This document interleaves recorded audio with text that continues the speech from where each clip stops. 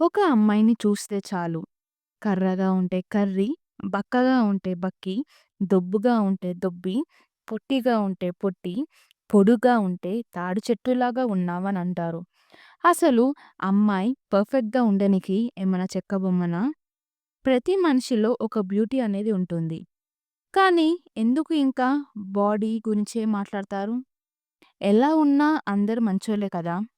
ఒకరిని చూసి ఎప్పుడైనా కమెంట్ చేయొద్దు.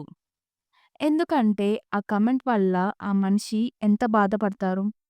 ఒక మనిషి కాన్ఫిడెన్స్ ఒక్కసారిగా కింద పడిపోతుంది. ఎవరు ఎలా ఉన్నారని మనం జడ్జ్ చేయొద్దు. అది రైట్ కూడా కాదు. అసలు మనమెవ్వరు వేరే వాళ్ళని జడ్జ్ చేయనికి? మనం ఎలా ఉన్నా అలానే మనని ప్రేమిస్తే చాలు.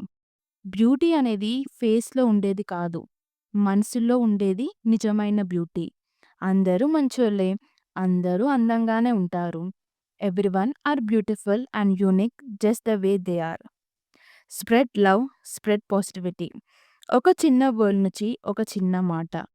Everybody deserves love and respect.